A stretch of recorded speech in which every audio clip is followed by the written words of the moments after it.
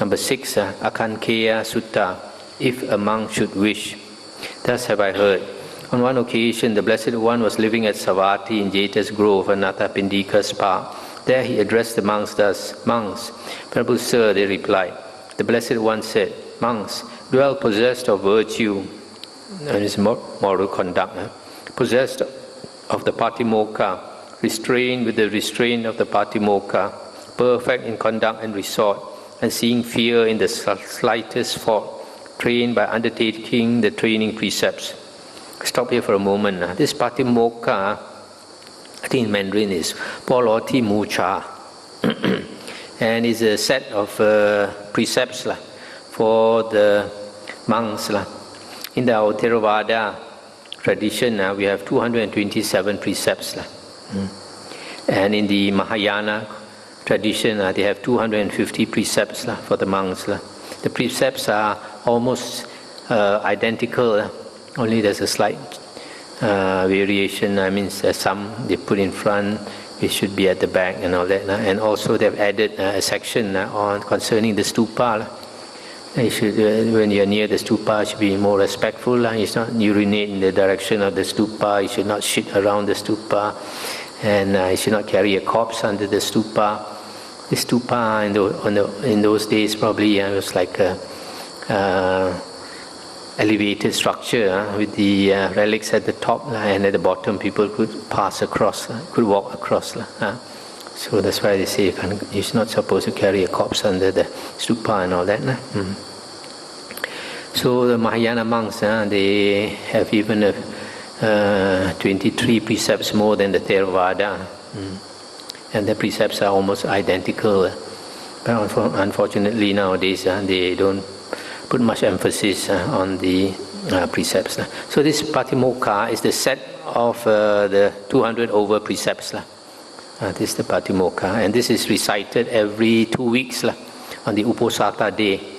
The lunar calendar, it's the 15th and the 30th day of the lunar calendar. If you don't have 30 days, then it's 29 days. And the Buddha continued, "Monks, if a monk should wish, may I be dear and agreeable to my companions in the holy life, respected and esteemed by them. Let him fulfill the precepts, be devoted to internal serenity of mind, not neglect meditation, be possessed of insight, and dwell in empty huts. If a monk should wish, may I be one to obtain robes, alms, food, resting place, and medicinal requisites.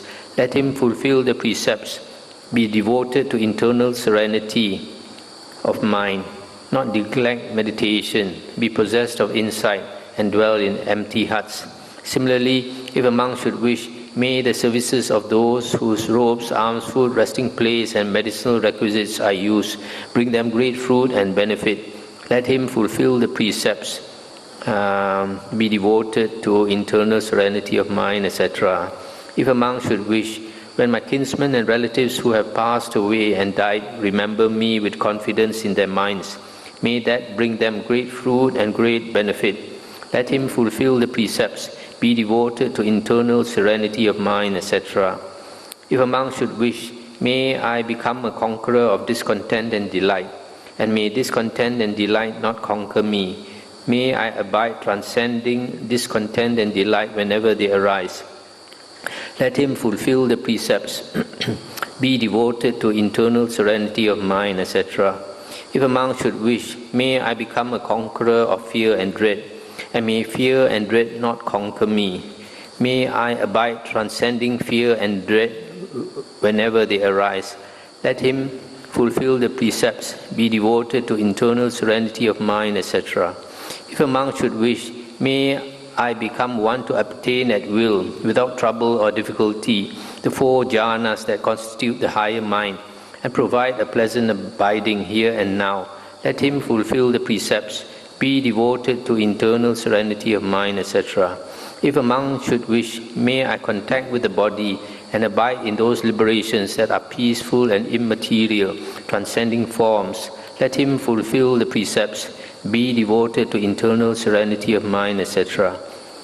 If a monk should wish, may I, with the destruction of 3 fetters, become a stream enterer, no longer subject to perdition, bound for deliverance, headed for enlightenment. Let him fulfill the precepts, be devoted to internal serenity of mind, etc. If a monk should wish, may I, with the destruction of 3 fetters and with the attenuation of lust, hatred and delusion, become a once returner, sakadagamin, returning once to this world to make an end of suffering. Let him fulfill the precepts, be devoted to internal serenity of mind, etc. If a monk should wish, may I, with the destruction of the 5 lower fetters, become due to reappear spontaneously in the pure abodes, and there attain final nibbana, without ever returning from that world. Let him fulfill the precepts, be devoted to internal serenity of mind, etc.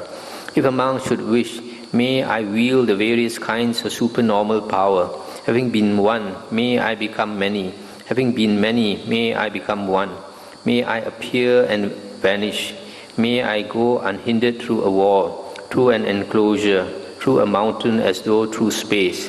May I dive in and out of the earth as though it were water. May I walk on water without sinking as though it were earth. Seated cross-legged, may I travel in space like a bird. With my hand, may I touch and stroke the moon and sun, so powerful and mighty. May I wield bodily mastery, even as far as the Brahma world.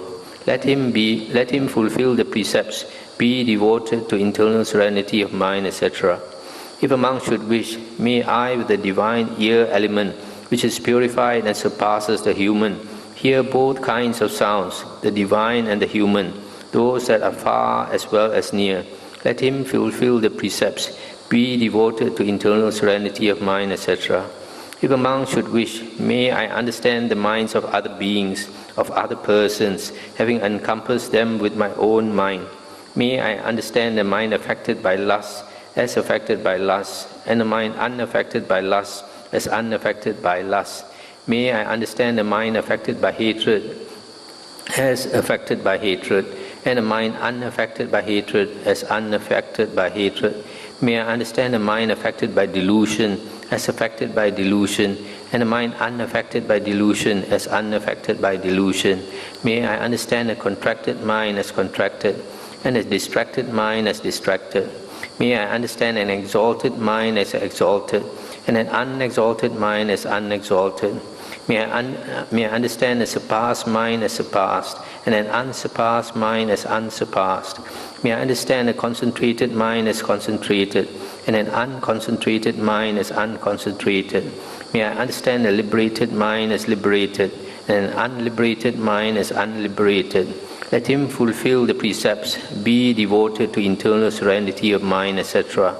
If a monk should wish, may I recollect my manifold past lives, that is 1 birth, 2 births, 3, 100, 1,000, etc. Thus, with the aspects and the particulars, may I recollect my manifold past lives. Let him fulfill the precepts, be devoted to internal serenity of mind, etc. If a monk should wish, may I, with the divine eye, which is purified and surpasses the human, see beings passing away and reappearing, inferior and superior, fair and ugly, fortunate and unfortunate. May I understand how beings pass on according to their actions. Let him fulfill the precepts, be devoted to internal serenity of mind, etc. If a monk should wish, may I, by realizing for myself with direct knowledge, here and now enter upon and abide in the deliverance by mind and the deliverance by wisdom that are taintless with the destruction of the taints or asavas. Let him fulfill the precepts, be devoted to internal serenity of mind, not neglect meditation, be possessed of insight, and dwell in empty huts. So it was with reference to this that it was said, monks, dwell possessed of virtue, possessed of the patimokkha, restrained with the restraint of the patimokkha, perfect in conduct and resort, seeing fear in the slightest fault, trained by undertaking the training precepts. That is what the Blessed One said. The monks were satisfied and delighted in the Blessed One's words. So here you see the Buddha says, dwell possessed of moral conduct, possessed of the patimokkha, uphold the precepts, restrain with the restraint of the precepts, perfect in conduct and resort. Conduct is our bodily conduct. Resort is where we go to. We're not supposed to go to unsuitable resorts for a monk. Not supposed to go to a place where there are prostitutes. Not to go to a place where there's a widow alone. Not to go to alone to the nuns' quarters, and etc. Not to go alone to where a single woman is staying by herself and all that. So this resort. So Buddha always says to see fear in the slightest fault. And then the Buddha says, if the monk should wish to attain all these desirable things that are mentioned here, from the simple things like obtaining the requisites up to psychic powers and liberation, then he should fulfill the precepts, be devoted to serenity of mind, tranquility of mind. That means samatha, practice samatha. Here, not neglect meditation. Meditation in the Buddha's teachings always refers to the jhanas. Be possessed of contemplation, vipassana. Vipassana in the Buddha's teachings refers to contemplation of the four objects, body, feelings, mind, and Dhamma, and dwell in secluded places. So that's the way the Buddha expects monks to practice. Keep the precepts, practice samatha meditation, and then practice contemplation. That means study the Dhamma and contemplate, and dwell in secluded places like forest monasteries. Then if whatever a monk wishes to obtain, then he can obtain